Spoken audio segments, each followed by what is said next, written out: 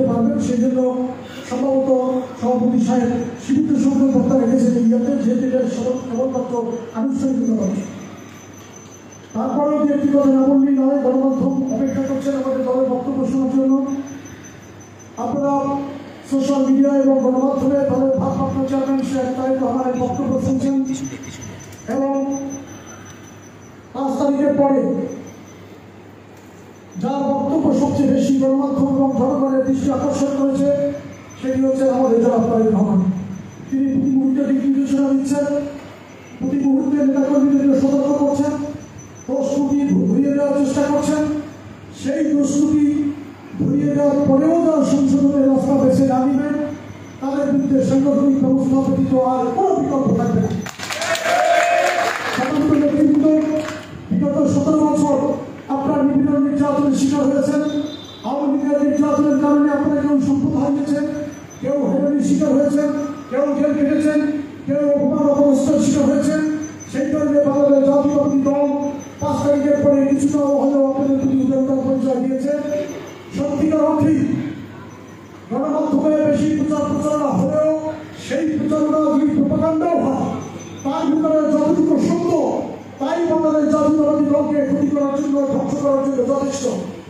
বাংলাদেশ জাতীয়তাবাদী দলকে ধ্বংস এবং ক্ষতিভাগ থেকে রক্ষা করার জন্য দলের ভিতর থেকে দুর্বৃত্তদের শাস্তি দেওয়ার কোনো বিকল্প বাংলাদেশ জাতীয়তাবাদী দলের কাছে নেই।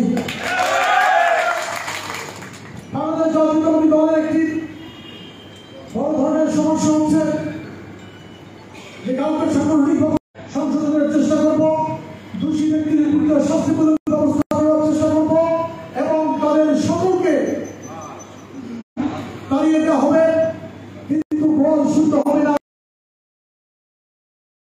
প্রত্যেকটি ইউনিয়নে সিনিয়র নেতৃবৃন্দের নেতৃত্বে তদন্ত কমিটি করার জন্য আমি উপজেলা নেতৃত্বকে অনুরোধ জানাবো এবং সেই তদন্ত রিপোর্ট অনুযায়ী দোষী ব্যক্তিদের বিরুদ্ধে কঠোর থেকে কঠোর ব্যবস্থা গ্রহণ করার জন্য আমি